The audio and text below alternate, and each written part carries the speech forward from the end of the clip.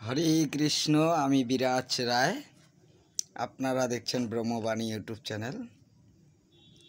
আমার এই ভিডিওগুলো আপনারা যারা যেখান থেকে দেখছেন, আমি সকলের জন্য ভগবানের কাছে প্রার্থনা করছি আপনাদের উপরে ভগবানের কৃপা দৃষ্টি পড়ুক, আপনাদের জীবন আনন্দে ভরে উঠুক, এই আশা রাখছি। তো আজকে আলোচনা করব এই সাধু সন্ন্যাসী ব্রাহ্মণদের নিয়ে। যদি আমার আলোচনায় কোনো ভুল ত্রুটি হয় এই জন্য আমি ক্ষমা চাইছি। আমি সাধুগুরু বৈষ্ণব ব্রাহ্মণদের আমি শ্রদ্ধা করি, তাদের চরণধুলি মাথায় নিয়ে আমি আজকে দু চার কথা বলতে এসেছি বা বলার ক্ষমতা পেয়েছি। আমি যা কিছু বলছি বা যা কিছু করছি এই সাধু সন্ন্যাসী ব্রাহ্মণের আশীর্বাদ বা তাদের কৃপায় আমি এই সমস্ত কিছু বলার ক্ষমতা বা শক্তি অর্জন করছি। যদি আমার কথায় কোনো ভুল ত্রুটি হয় এই জন্য আমি বারংবার ওনাদের চরণ ছুঁয়ে ক্ষমা প্রার্থনা করছি, আমাকে ক্ষমা করে দেবেন। তো প্রথমে কথা হচ্ছে যে এই সাধু সন্ন্যাসী বা ব্রাহ্মণ যারা রয়েছেন তাদের উদ্দেশ্যটা হচ্ছে যে জনগণের মঙ্গল করা বা ভগবানের নাম প্রচার করা বা গ্রন্থের প্রচার করা তাদের উদ্দেশ্য। বা তারা কিভাবে এই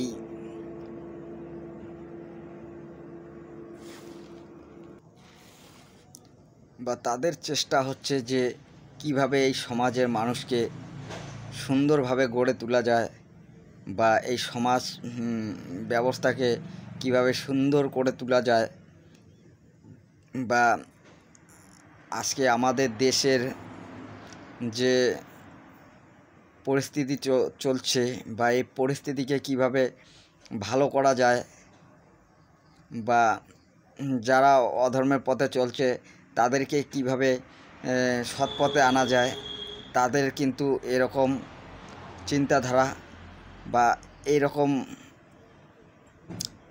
ভাবনা চিন্তা নিয়ে তাদের একটু কাজ করা উচিত, আমি যেটা মনে করি।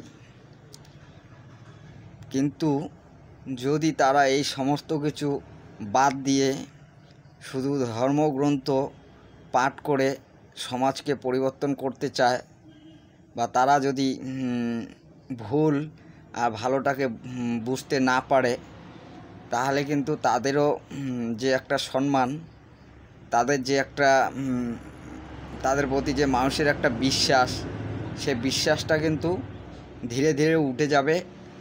বা মানুষ কিন্তু যতই শাস্ত্র গ্রন্থ যতই পূজা পাঠ করুক না কেন, মানুষ কিন্তু ধর্মের প্রতি যে একটা বিশ্বাস বা ভরসা, সে বিশ্বাস আর ভরসাটা মানুষের উঠে যাবে বা আস্তে আস্তে মানুষ কিন্তু অধর্মের পথেই বেশি করে আকর্ষিত হবে।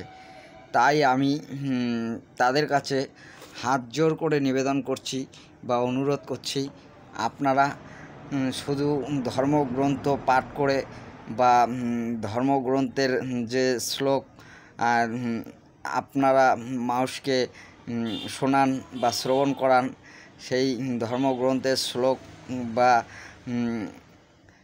সেই জ্ঞান আপনারা মানুষকে দিয়ে শুধু মানুষের যদি ক্ষমতাটাকে যদি নষ্ট করে দেন বা তাদেরকে যদি একবারে ক্ষমতাহীন করে দেন, আর তাদের যদি ক্ষমতা একটু সৎকর্মের দিকে যদি ক্ষমতাটা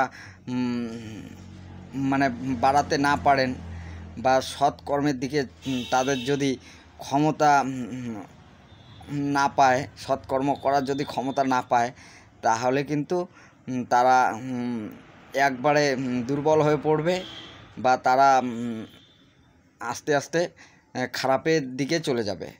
কারণ যারা দুর্বল হয়, সবল ব্যক্তিরা সেই দুর্বলের উপরে বেশি আক্রমণ করে।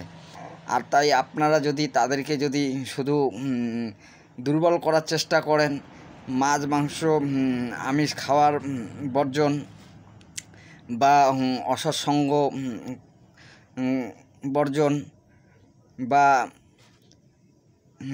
নেশা জাতীয় দ্রব্য বর্জন করো, এরকম অনেক কিছু আছে যে আপনারা যে সিদ্ধান্ত দেন, এই সমস্ত সিদ্ধান্ত দিলে বা এই সমস্ত সিদ্ধান্ত যদি সাধারণ ব্যক্তিরা যদি মেনে চলে, তাহলে অটোমেটিক সে একটু নিরস হবে বা দুর্বল হবে।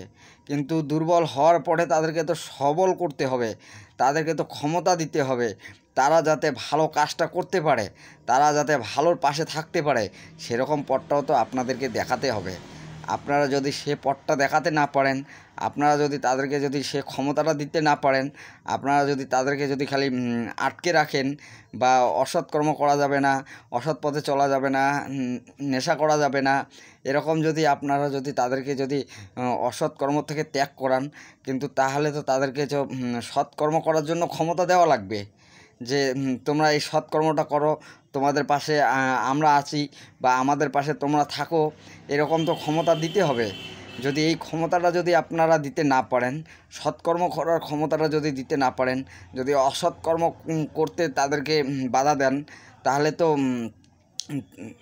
যারা অসৎ ব্যক্তি আছে সেই দুর্বলের উপরে আক্রমণ করবে, সেই নিরস ব্যক্তির উপরে বেশিরভাগ জোর জুলুম করবে, নিরস ব্যক্তির বেশিরভাগ ক্ষতি করার চেষ্টা করবে।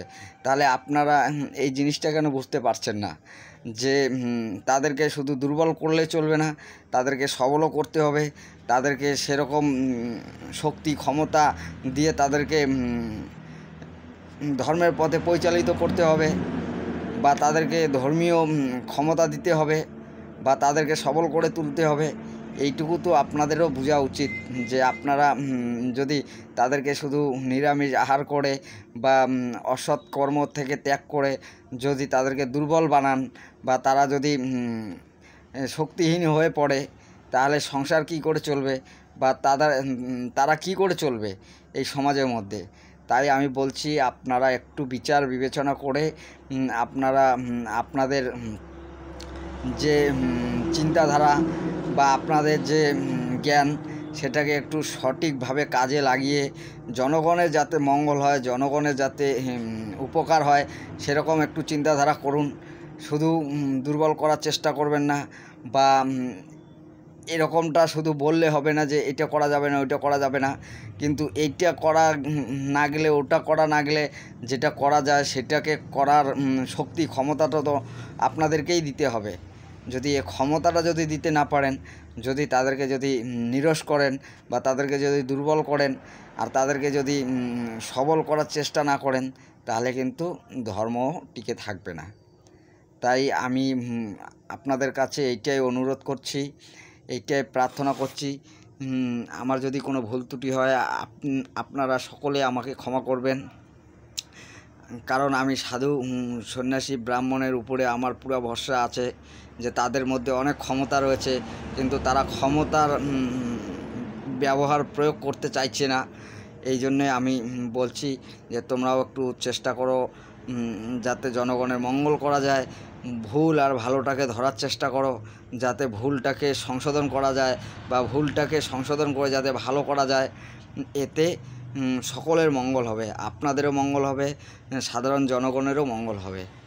আর আপনারা যদি সেই ভুলটাকে যদি চোখে দেখেন আর যদি নিজেকে যদি মেনে নেওয়ার চেষ্টা করেন, আর সাধারণ জনগণকে যদি আপনারা যদি ওই শুধু গীতা ভাগবত রামায়ণ মহাভারতের কথা বলে সেই ভুলটাকে যদি ভুল থাকবে আর সেই ভুলটাকে যদি আপনারা যদি মেনে নেওয়ার চেষ্টা করেন, তাহলে কিন্তু সাধারণ জনগণের অনেক ক্ষতি হবে।